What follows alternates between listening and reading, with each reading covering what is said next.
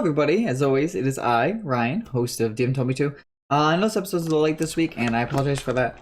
Not only am I preparing to go away from July 3rd to the 10th, but my grandmother who lives with us also had a pretty bad fall coming out of her beauty parlor, so she's actually at rehab right now, and we were trying to get things in order for that. So I'm sorry for the delay with everything.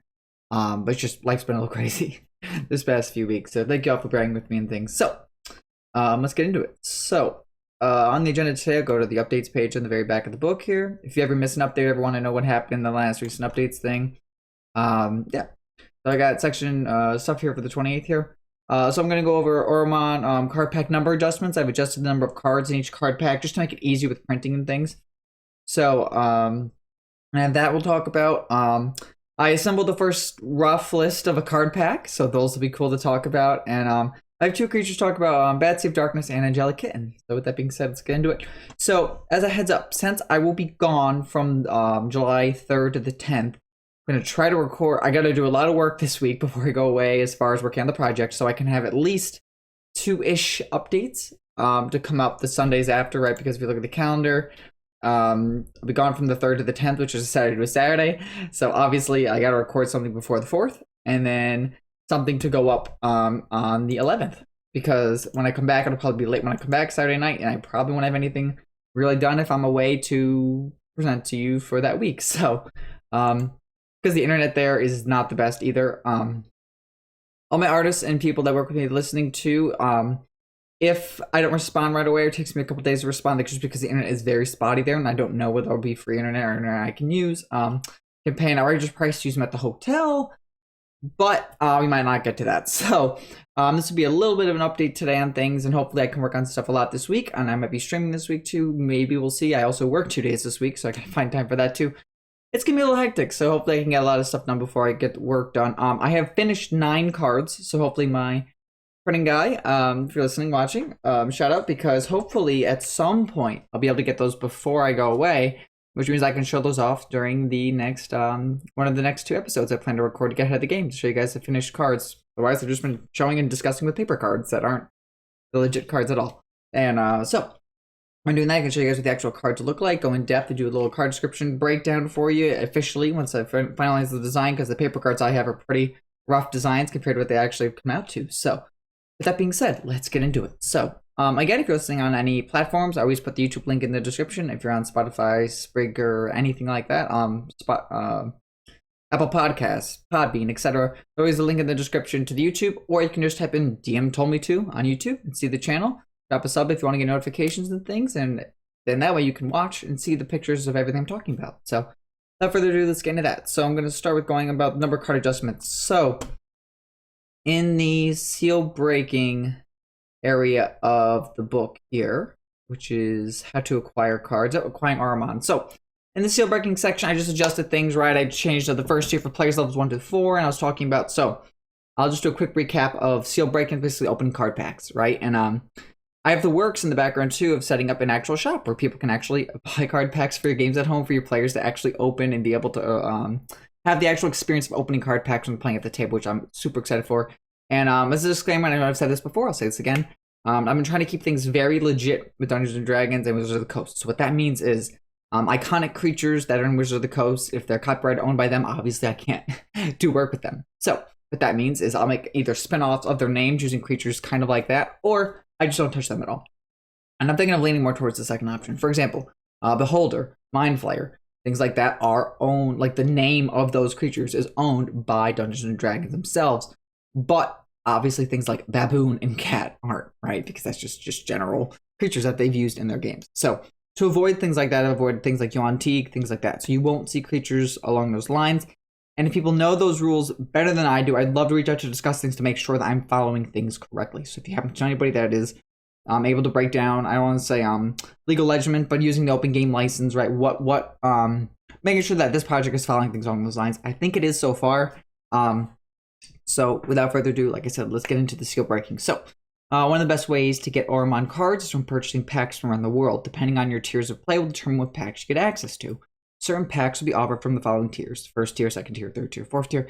And inside those tiers, I'm thinking of making early and late game level tiers. So for example, right, We'll get to that when we get more into the card packs later, but there'll be certain packs that you can get recommended for levels 1 and 2, and packs recommended for 3 and up inside those tiers. They're all based around the creatures that you have access to, but the better packs are going to have better access to stronger creatures within those tiers, if that makes sense, right? So early game pack creatures will contain mostly like commons, uncommons, maybe a few epics, a few legendaries, etc. Where late game card packs in that same player tier of 1 to 4 will have a higher chance of acquiring different epics and legendaries in the card packs. And also, if you ever want to make a card pack or submit your own creatures for the game, you can hit up the Patreon, which is also linked down below if you're interested in doing that. And every month you'll be able to add a creature or a card pack, and we'll get the details discussed, and you can have your own impact and leave your own mark on this book. So when it gets released someday and you're playing with your home games, you can tell people, yeah, my name's on there. Especially if it's a Patreon created card, make sure that the name of the person that submitted it is on the card, where the idea came from, along with the artist and things. And I can help reach out with getting art and stuff. But if you find art that you really like, that you know you can use, or if you draw your own art and you want to have your own art featured in this game, printed on actual playing cards, I can do that for you. So especially check out those Patreon tiers, because those are pretty much done. So tiers involving things along the lines of being able to make your own card packs, make your own cards. If you're on a tier every month or every other month, I send you an actual playing card that's signed, little note written from me about them. So it's looking to be really good and really exciting. And so if you're interested in that, be sure to check that out. Anyway, so each tier will have its own set of card packs that players will unlock as they reach the next tiers. These packs are combinations of Auromon creatures and spells. For example, a second tier player will be able to access first and second tier card packs. This allows players to try new and stronger creatures and spells to summon, while in addition allowing them to strengthen their older cards through fusions. Each card pack for Auromancers to open and break the seal of contains usually 9 cards in it, consisting of. And this is where I was trying to decide, right? Do I want it to be more?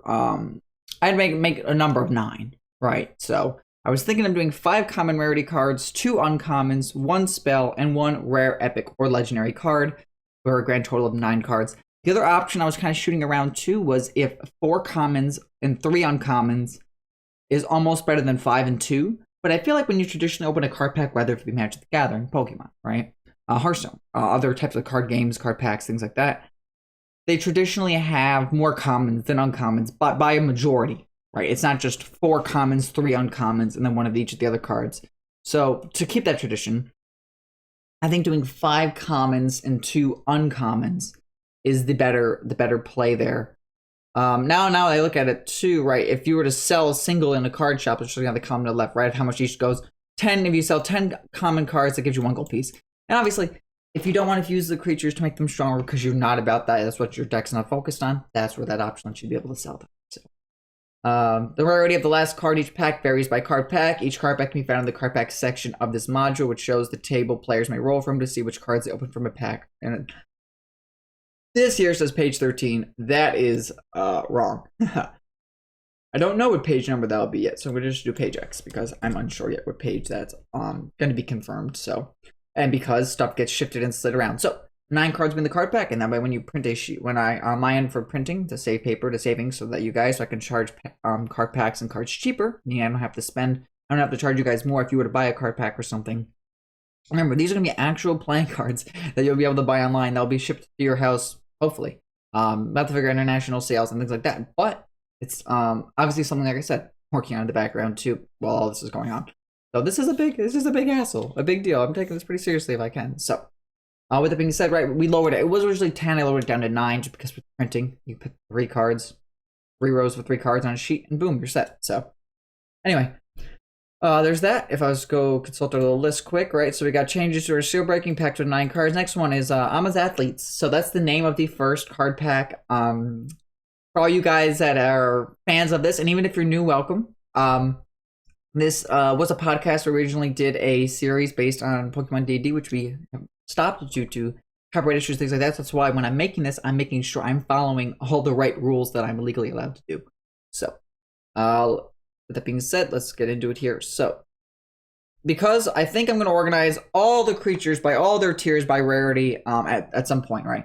I've been working mostly on the first tier, getting all those ready, and then moving on to the next and so forth. So, at some point, they will all be organized. They will all be down. You can see the rarities of each creatures from each tier to see how things look.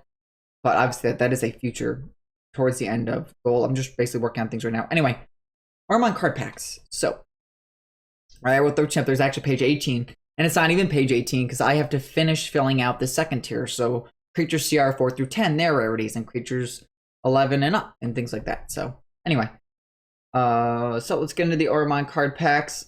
So the card packs, and this is a little bit of a repeat from the previous section on seal breaking, but I just wanted to reiterate it, re-put it down here. So the card packs in this world are the best source for Auromon collecting. As you open a pack of cards, it is known as breaking the seal and releasing the contents inside, floating in front of the player who opened them. Picture like you rip open a card pack and the cards float around the player. Pretty cool. The card packs are organized and can be unlocked as the players progress through levels in the game. It's organized into the same tier system as players. So first tier is players levels 1 through 4, second tier is players levels 5 through 10, third tier is player levels 11 to 16, and fourth tier is player levels 17 to 20. And that's just basically a good reference point. And you as DMs or players here, that way you know, okay, what cards can I have access to buying right now? And that way a level 2 player doesn't summon a Trask. It's a perfect example I can use, right?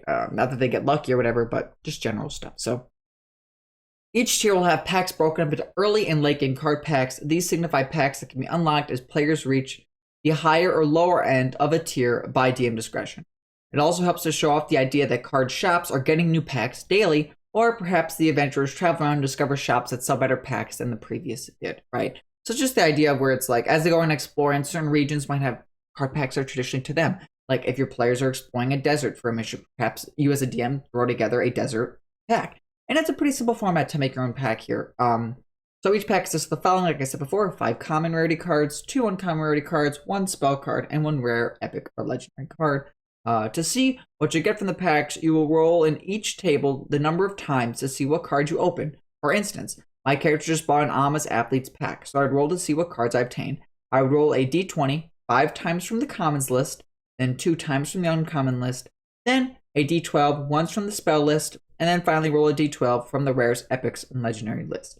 These will be the cards my character will now own in their binder, right? Pretty simple, pretty self-explanatory. So in real life, if you were to buy card packs for you and your players to bust open and use at the table, which I love opening card packs, and people like to watch card pack opening videos and things. So once I eventually make card packs, things like that, I'll have card opening packs videos hopefully on the channel to show off the new cards, what's in them, things like that. So for example, the first one, like I was saying, so I wanted to definitely do a throwback to the first campaign, at the very first thing that got this channel off the ground with Pokemon D&D. So with doing that, I based card pack names, at least for the beginning of the early type of players to use, based on the people in that world, right? That story. So, and eventually at some point, if we get support on the Patreon, people on Patreon, you guys can make your own card packs for your players to use. You obviously won't be making the creatures. You'll make lists, and we'll work on it. I will help you build. I'll show you the formats and how things should look, theme, help you orient creatures and things. You can actually have your own card packs we put into the game. That's pretty cool. Later art, because I'm still working on art for creatures. Artists, if you're out there, I obviously can't spend too much for each piece of work, and I want to make sure that people are comfortable getting what they feel that they deserve for each drawing. I'm going to need a lot of art, right? Because I'm giving each creature in D&D 1 to 2 evolutions, and I need art of the basic creatures themselves, and art for spells, and art for now card pack. Heaven forbid I need art for items later too, but we'll see how that goes. This is a big project, so obviously any help at all, if you guys know artists and things, you want to join the Discord, also link down below, and DM me. That would be awesome, because I'm always looking for people, like I said. So, and like I said, I can't spend $80 for one piece of art because I have to get like over thousands and thousands of art drawn. So obviously the support so far, that's not a huge possibility as of right now, but nonetheless. Anyway, let's get into Amos Athletes. So I'm gonna go through all the card pack ideas names first, and these are obviously rough designs. When they get finalized and things, I can actually show you once I finish getting art for all the creatures too, right? Because I need art for those too. Then I'll be able to get the cards made and be able to get them printed to show people off of what we got. So first pack is so this is the first tier early game packs, right? And as I said before, each tier will have packs broken up into early and late game packs that will determine, and by DM discretion you can determine, right? So level 1 players probably won't get access to late game packs of their tier yet, because those are meant for players to cast and summon at 3rd and 4th level. But I wanted to make that division up, and maybe if they're on the cusp of leveling up, then they have access to those high level packs. Another question, if you guys are dropping the comments, because I know some people like to definitely respond to the comments when I ask this, so thank you for those that do. Should players in this world gain XP from defeating the creatures that they fight? Or should they get level up determined by the amount of battles that they partake in? Right? Should it be, okay, you need to complete at least like 15 battles to go from level 1 to 2. Those battles could be with wild creatures, they could be with other duelists, and then that way you don't have to worry about gaining XP depending on what creatures you fight, things like that, because then people will just gain so much, because think about it, right? If I'm summoning creatures to fight for me, and they're taking other people's creatures, and if they release creatures, they switch creatures out, they summon new creatures to fight with, then how does XP work with them? Because then one player, your team of players might be able to get enough XP to level up pretty fast, I think, if I don't do it based on a just general fight system. And in that way, too, you as DMs can arrange things like, okay, I can expect my players to, once they do their 15th fight in the world, gain a level. And then by getting a level, I can make that 15th fight pretty hard, like a boss fight. And I can arrange other fights leading to that. And then that way, your players can feel like, okay, all we have to do is 3 more fights against things out in the wild and we gain XP. Or then we might level up. And that is no different than if they were to gain XP normally. The only difference is people that like to reward XP through roleplay and not always combat-based. You wouldn't be able to do that with needing a certain number of battles to level up. And then it becomes a whole, should this be a game based around just combat and forget about roleplay? I don't want that either. So definitely something to think about. So let me know down below if you think I should make this be a specific combat-oriented game and make players be able to gain levels through just fighting, right? Meaning like, okay, level 1 to 2, you need to win 15 fights. Get from level 2 to 3 as an Auromon, you have to win 30. Because you gotta understand, doing fights in this should take a little bit of time, but it should be no different than an actual combat in D&D. You're just using creatures to fight for you and shuffling with cards and fighting with cards. So, anywho, Ama's athletes. So, getting into the first card pack here, Auromon inside these packs are great for power Auromancers and those that like to possess Auromon, all about fighting on the front. So, Ama, for people that don't know and have just joined for this project, amazing, welcome. I'm super glad to have you guys here because this project trying to take off the ground, so every help is greatly appreciated. Ama's athletes, right? So Ama was a character in the first campaign.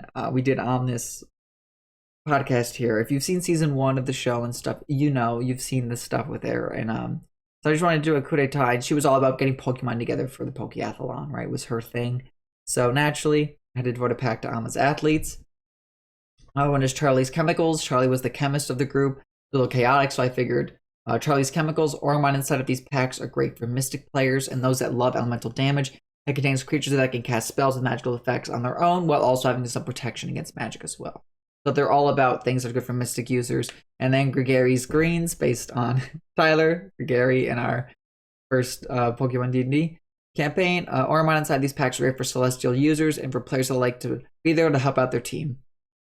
It consists of cards that can heal others and help to protect others through raising their AC. So basically, right, these 3 packs, as well as Captain Scott's Treasures, a coup d'etat to Michael for playing with us too, being Captain Scott. This pack is all around Auromon, and when evolved, we'll get you, not your. Let me fix that quick. We'll get you items or money to help you get an economic advantage in this world compared to other packs. As well as help for you and your Auromon to sneak around. Basically, it's a pack all around getting you things, right? Or things that help with role playing to get things. So think of the spell Invisibility, for example, right? Or spells that let you be able to get around to different places and get advantage to attack other people. Or if you picture Badgering, right? His ability is all around, his keycard ability is all around little treasures. He brings you little presents every day, things like that. So that's where that idea is headed towards with that. And obviously these card packs will become more finalized as I finish developing the creatures themselves to see their evolutions, to show off their evolutions to you guys. And then the Swindler's Crew was the last one for early game, right? So the Auromon in this pack are all around creatures that like to work with their allies to give themselves and others a stronger combat advantage. A popular ability in this pack is Pack Tactics. I figure it's a great idea, right? Having creatures that like to be with their allies, getting advantage to hit because their friend's also hitting. Sounds like the Pirates, and I remember, if you haven't seen that scene in the podcast, I'm going to say right now, spoiler alert, okay? If you're watching the Pokemon campaign and still listening, amazing if you are. Keep checking it out. I was gonna say a scene here. If you haven't made it there yet, I'm letting you know. Spoiler alert. Okay, I'm gonna say it pretty quick. This reminded me of the scene in the campaign where all the pirates were attacking our main heroes on the boat, and everyone was getting shot from all over, and they had to basically fight them all off to survive. Okay. Spoiler alert, done. You basically skip to this. If you skip to this, you skip the piece, which is good if you don't want that little spoiler. But basically, right, it's the idea of that working together is beneficial and can be really detrimental, especially if bad guys do it. So that was just example with the Swindler's crew there. And if you're watching on YouTube this right now, as you see, these packs are open. I just have the slots in of the 20 slots for common, 20 slots for uncommon, the 12 slots for spells, and the rare epics and legendary slots. So first tier late game packs. These are just two rough ideas. I need to think of more. But a ghoul's best friend is the kind of the capture I've been quoting on last episode. And I just thought it was a cool idea where Auromon inside these packs are great for being able to work with cards that have effects that apply poison in an area, right? So the gas and ghoul that have AoE poison effects, and the spores and things like that have special effects with poison. You can find in here, and creatures that work well with that are maybe immune to poison but can grapple things to hold them in the poisonous area. Pretty good. And then Dragon's Den, I think it would be a cool idea. So Auromon inside these packs are dragon cards that are some of the strongest magic creatures you can have early game. The use of some of these cards revolve around the use of dragons taking advantage of their breath attack. So again, things where it's like, if I'm immune to poison, but I can grab some, or if I'm immune to fire and I can grapple and hold on to something, and the fire dragon comes by and breathes, I'm immune to poison, I'm not taking damage. But if I'm holding him, he'll take a bunch of damage. So there's ideas with those there. I have to adjust the rare epics and legendaries on the first tier late game packs, because those I ended up moving up early. So a good idea of what to expect in each card pack, right? So list of 20 commons, list of 20 uncommons. As far as their CR and tier ranks, those will vary just depending on what creatures actually fit. So in some packs, there might be more creatures of CR 1.8 than CR 0, and that's just how they fit thematically, which I don't think is a problem, right? Because ultimately, if you want a specific card in a pack, then you can see that and think, okay, I have to roll to try to get that no matter what. And there will be duplicates. There's only so many creatures in this, guys. Fan-made creatures will also be included in this too. So again, if you're on Patreon and you want to hop on board there and start getting the ball rolling and we work together to make fantasy creatures, your creatures could appear in card packs too in the future. So very fun. For spells, so I have a rough count of about, for the D12 list of spells in the early packs, 5 CR0 spells, 4 not CR, but 5 spell level 0, 4 spell level 1s, 2 spell level 2s, and 1 spell level 3 spell, and the basic card packs, right? Those will obviously change if you go from the early game packs to the late game tier 1 packs. They're more like higher up in your tier of more rare packs, I should say. Now, ultimately, if you're trying to collect a card to fuse up to level up because you think its evolution would be really cool for your idea or for your play style, then obviously you might just keep going with the cheaper first game packs too, as opposed to buying the late game packs. So again, card game, there's going to be a list of cards in each pack. So for the rare epics and legendaries, I have 1, 2, 3, 4, 5, 6 rares, 4 epics, and about 2 legendaries in each card pack. That gives you, right on average, if you have 2 options on a D12, that gives you roughly 1 in 6 packs to contain a legendary creature. Which I don't think is that bad, right? That's a 1 in 6 chance. Now, it's also more likely for you to get a rare or an epic, but nonetheless, you guys still have a chance to get it. And I think 1 in 6 is definitely a fair odds. I think depending on certain Magic Gatherings, it's like 1 in 4. I know Hearthstone is the pretty timer, and it within 1 in 30 packs you're guaranteed one. But and again, when it comes time for me to actually print cards and things, I'll keep it traditional. I'll keep the things traditional. And you can roll duplicates, right? No one's saying you can roll a pack and not get the same D20 number multiple times for the commons. You're rolling in that D20 column 5 times. So I tried to make like the bottom tier and the beginning ones, like the 20 slots be like the highest CR. So traditionally like a CR2, especially in the early game packs, I think CR2 will be the divider, and then CR2 and 3 will be more dominant in the late game card packs as opposed to the early game of that tier, right? So there's 1 CR2 Berserker and 1 CR2 of Ghast in this pack. So basically go through all this pack, right? You get basically things all around. This is a good pack for people that are starting in the power class.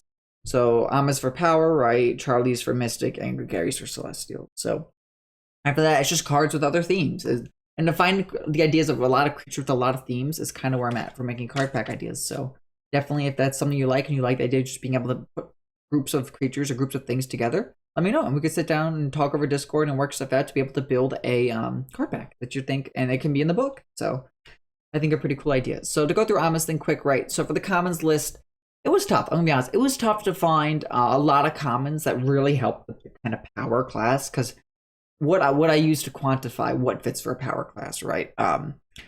Looking at the class's abilities. So creatures, obviously with a strength of 13 or higher, is a big thing, because you get a +1 to your attack rolls for having that. Because so obviously I throw in creatures with high strength stats or things that would be around that for good. Or just generally like stuff I could see fighting on the front lines.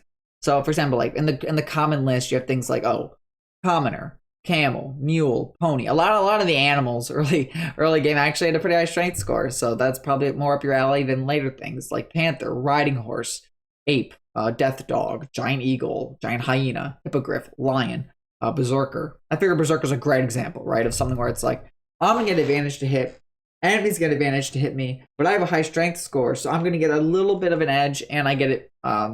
I basically go crazy on the front line. So, yep, there's that. And like I said, this is a rough sketch because creatures are going to get evolutions. They're going to have different abilities. They're going to have different stats. And so that's something to take into account too. Something that starts here as a common because it's basic common. When it evolves, its evolution will be around a common, but its CR is a lot higher. So to go from CR0 is CR3 and then CR5, right? And that's something that starts at CR0. Something that starts as CR 1/8 might go up to 4 and then 6 or something. I have to really figure out the level breakdown for the evolutions, because that'll help me gear towards shaping which creatures are which. At the end of the day, this might just be a mess, and I might have to rework the whole system. But for now, it's seeming to be okay. Stuff that are in the uncommon list for Ama's athletes, right? Things that are pretty athletic or strong creatures against, like boar, wolf, crocodile. Zombie, because it seemed like a good kind of creature to throw in. Same thing for skeleton. And again, in the backworks, I have good ideas for those kinds of creatures. So I think those will be fun, because skeletons and zombies are very common. So there's a lot of art or different evolutions that might include, almost like Eevee, right? How Eevee has different evolutions in Pokemon. So I might make it be based on class, might be based on items you're carrying, might be based on the attack you've done with the creature, might be done based on low area that you evolve it, things like that. So again, a lot of giant things are usually a power special because they have a lot of strength. So giant octopus, giant spider, giant vulture make the list. Rust monster is a cool one that actually, I'm going to check right now quick. D&D rust monster, take a look at that quick. Yeah, look at that, a strength of 13. So guess what? It just made the cut. So it's unique how many creatures like you think like a lot of them actually had like 12 and were kind of close. And I was really debating on dropping the strength requirement from 13 down to 12, but I feel like 13 really sets the bar for what creatures you could have special use with. So, and obviously said I might change Ghast. We'll see. Let me see. D&D 5e Ghast. I think Ghast reached the threshold of strength. Yeah, strength of 16 was for the gas. That's why I put that in there. Even though it has like a stench and an AoE kind of magic damage, and if that's the case, I might change it to something else, because obviously it's not the. I mean, maybe I'll do is Mimic. Is Mimic that strong? I know I'm kind of doing stuff what I should have been doing on stream, but I think it's cool to just kind of work on it a little bit during the episode, because then people can hear my thought process and come check out the streams if they ever want to. And then streams just to talk for me to feed ideas up. Yeah, I'm gonna put Mimic in instead, because I think Mimic's a little better for. Well, then it comes down to the question, right? Is the Mimic an athlete? for Ama's athletes there. Let's see. I'm just looking at the uncommon category. I mean, I could do like Gargoyle. I don't know how strong Gargoyle is, but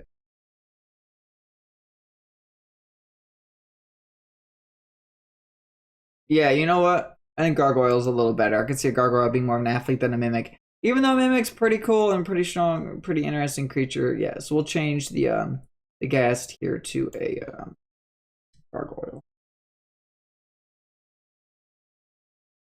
And obviously, these are also creatures that appeared in your starting deck, right? There's a few copies of creatures that have appeared in your starting deck to reuse to make them stronger. So that is some of the commons and uncommons. Some of the spells that we have here is the so spell list, right? I had to consult the power spell list. So Eldritch Blast, Firebolt, Mending. I have to throw in some utility spells, guys, because ultimately, right, you can cast the spells outside of battle equal to the number of spells you can include in your deck once per long rest. So until you recharge those spell slots, just like a wizard would in D&D. So if I can cast 2 spells, if I have 2 spell cards in my deck, I can cast 2 of any spells from my deck outside of my deck, outside of combat. Yeah. So without needing a long rest to recharge them. So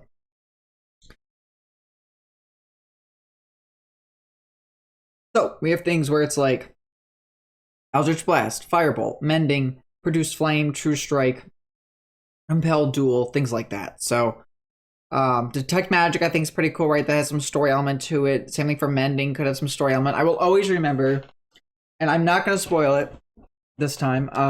If you haven't checked out the D&D one-shot at the Hound of Cabal Manor, check that out, because Mending gets used in a crazy way for that one-shot. And if you haven't checked it out, definitely be sure to put that on your list of a one-shot to check out that we've done, because God, Mending was just used in such a cool way. So if you haven't checked that out, be sure to. And if you have, you know what I mean about how Mending was used in a really interesting way. So anyway, like Inflict Wounds, I think Shield's a really good one, right? Branding Smite, Zone of Truth, Blink, all fun kind of spells I could see the power class being able to use pretty efficiently. So, and then the rares, epics, and legendaries, right? We got Crawling Claw, Tribal Warrior, Guard, Mastiff, Elk, Dark Mantle, Noble, Deep Gnome, Fire Snake, Kawatawa, Troglodyte, and Flying Sword. So, obviously there's strong rares here compared to others. There are strong epics here compared to others, and there are strong legendaries compared to others. But it ultimately depends on what you want to do and what you acquire more of. For example, Troglodyte is a pretty weak legendary, but it's a starting legendary card in your deck. So you could open the Troglodyte, and that's kind of like the worst of the 2 legendaries, but you could sell that you want for money, right? And then open up more packs or track more duplicates to fuse up your other cards. But if you've acquired a lot of Troglodytes over your fighting in caves, fighting in things, and you want to be able to use them to fuse, to level it up and evolve it, who knows what it'll evolve into, because I'm not there yet. But it could be something that's actually quite strong. So keep in mind, I keep evolutions in consideration when things evolve by their rarity. So for example, a common evolution is going to be a lot easier to acquire than something that I've deemed a legendary for that tier or that ranking. They're going to have a stronger stat, stronger ability, stronger things that they can do. So, and believe me, I played a lot of card games over the years. I looked at kind of strong abilities versus weaker abilities, and I think it's gonna be good. I think it'll be really interesting to see what comes out of this game.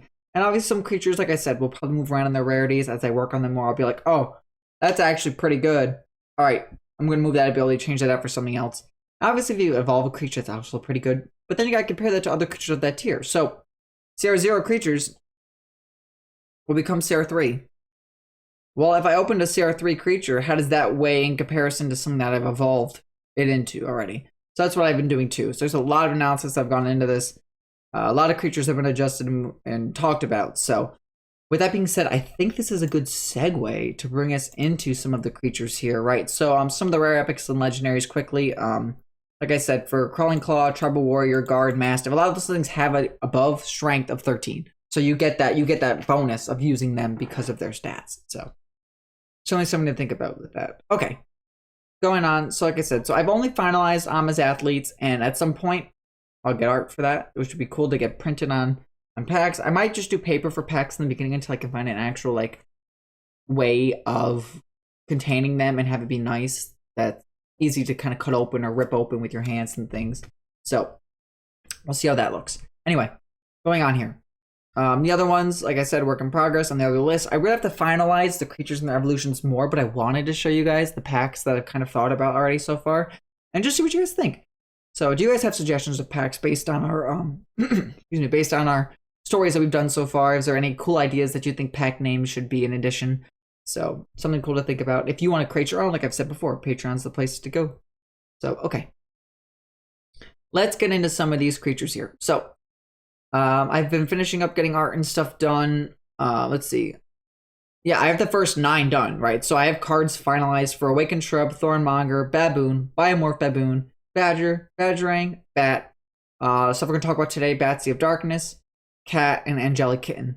So I have the first like 10, 11 cards done, which I think is so cool to say, right? To say like, hey, I have cards finalized, I have cards made, I have art done and finalized of the first 10 cards in the game. I think that's just so cool to say.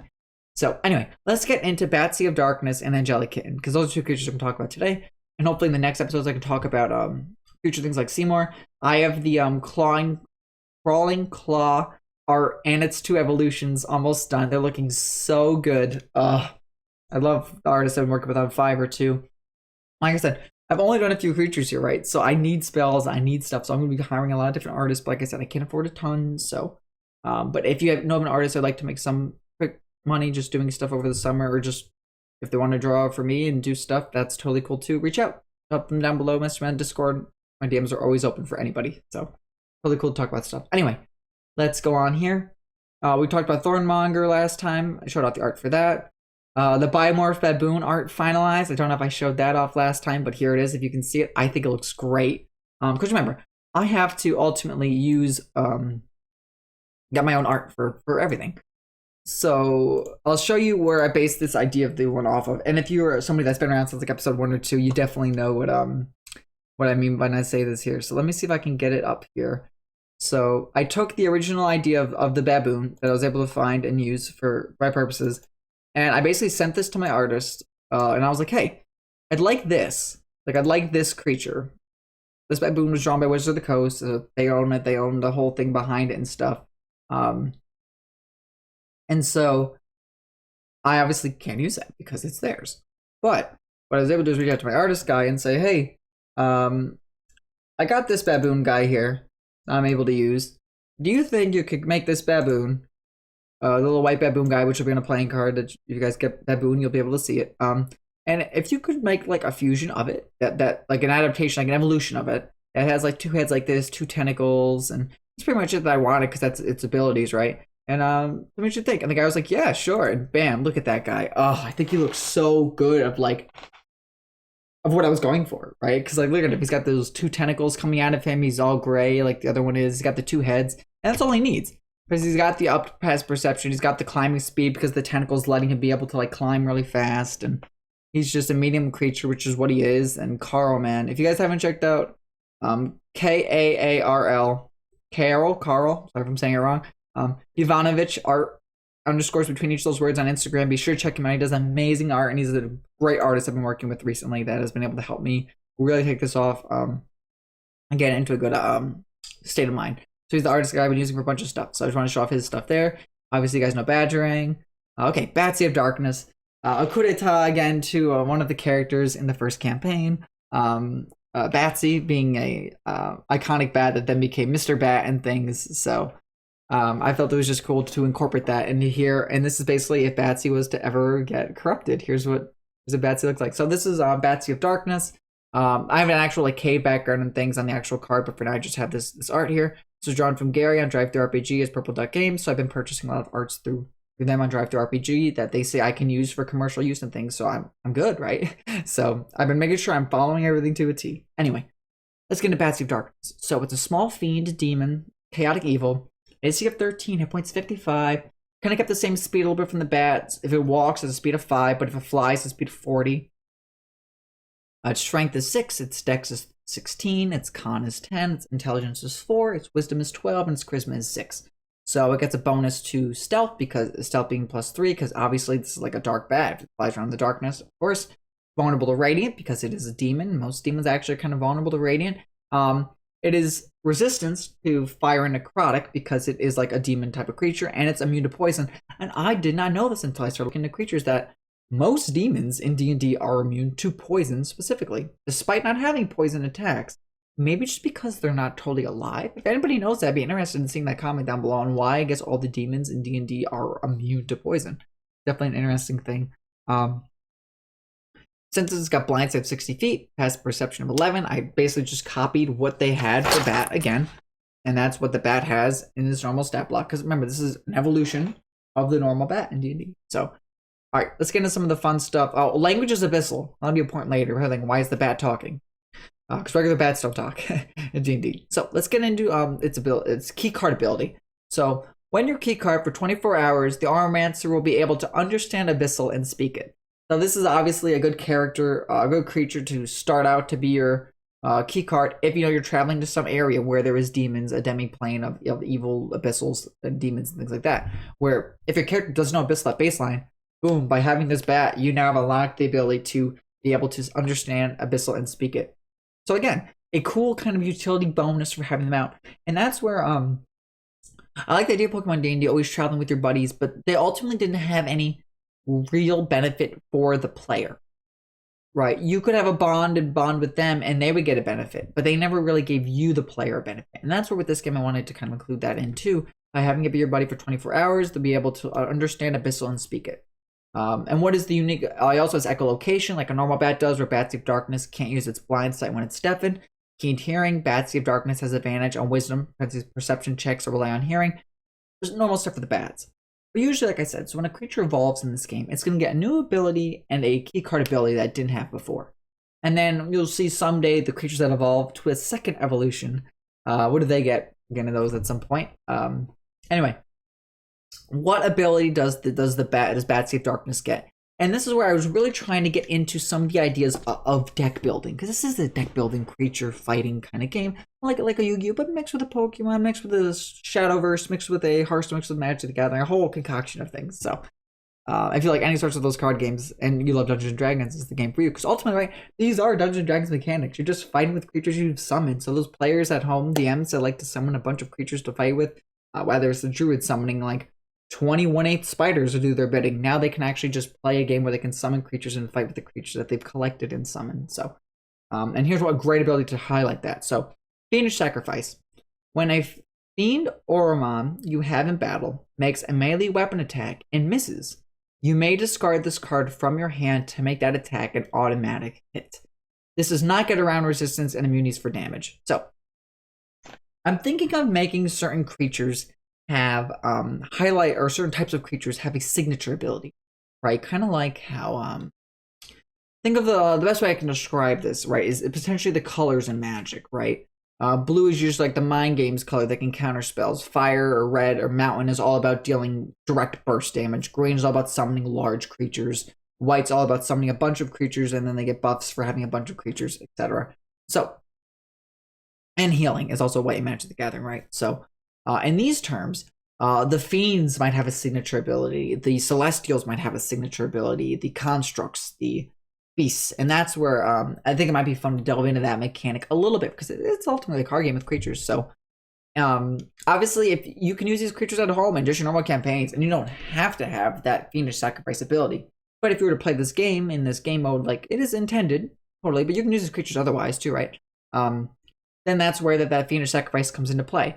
Basically saying, okay, when a Fiend Auromon you have in battle makes a melee weapon attack and misses, you may discard this from your hand to make that attack an automatic hit.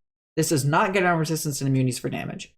Now, obviously this is only a CR3 creature. CR3 bat creature.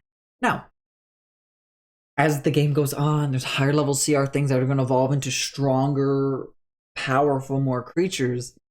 Well, those might have like Archfiend Sacrifice, and maybe that gets around resistances and immunities. Basically, like the Fiends let you be able to sneak around and guarantee a hit for damage.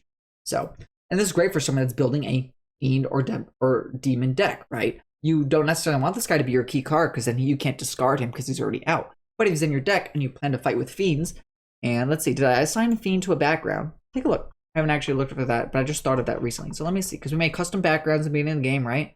Let me see.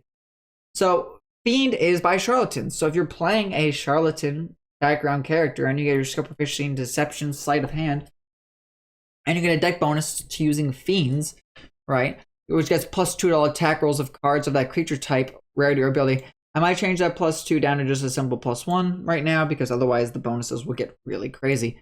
So I'm going to make that be a +1 to all attack rolls of cards of that creature type, rarity, or ability. So If you're controlling a Fiend, you'll get a +1 to all attack rolls to try to hit with them.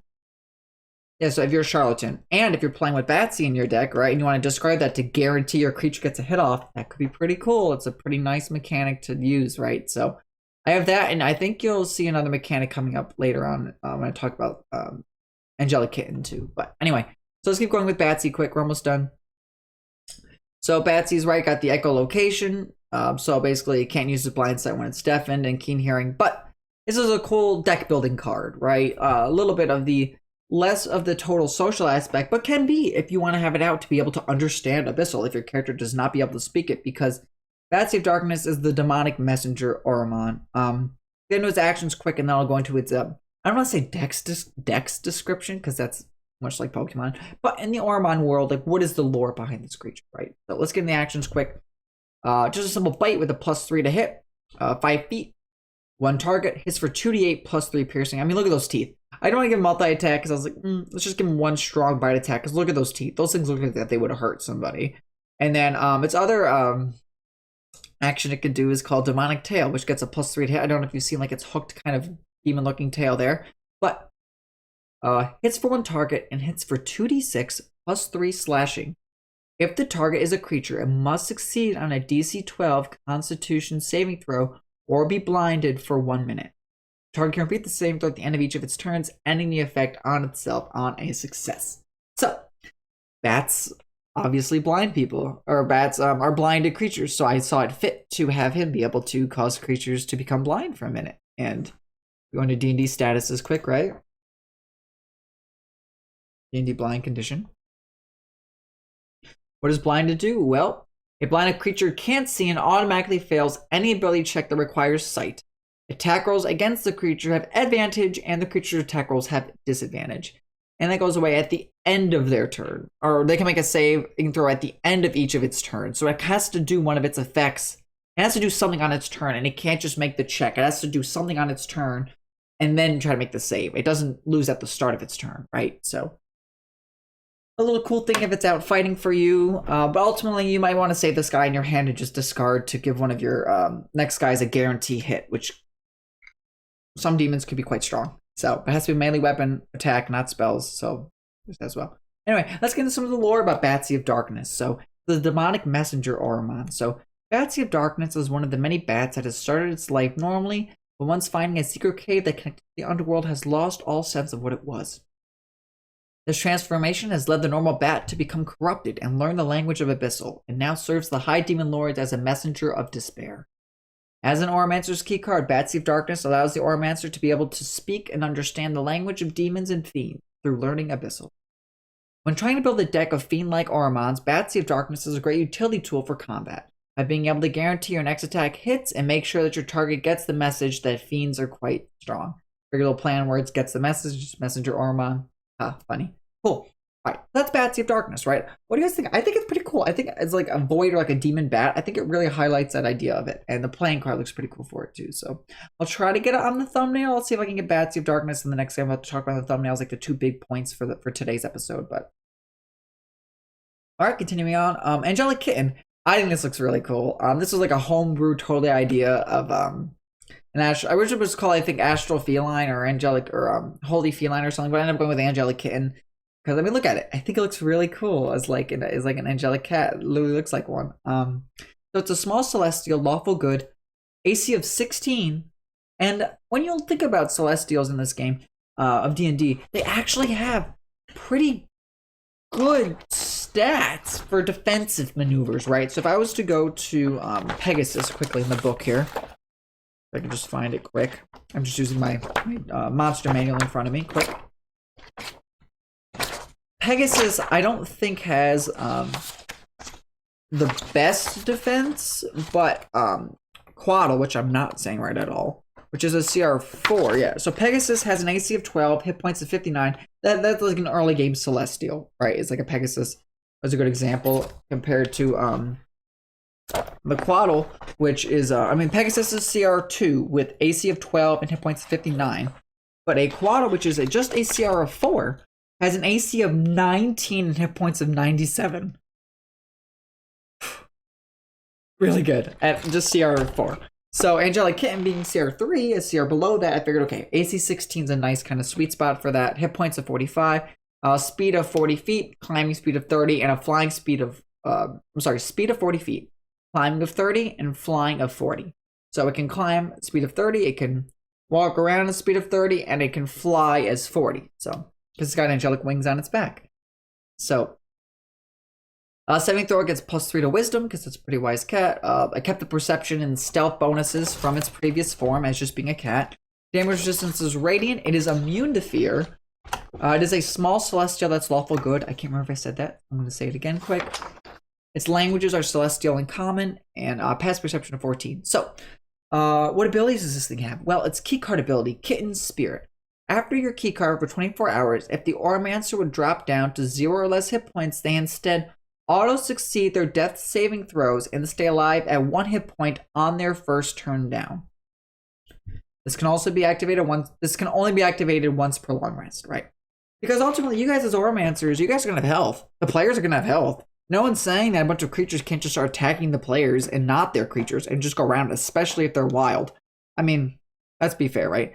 If it's another duelist, they're probably just gonna fight the creatures to end the battle and then they just win that way.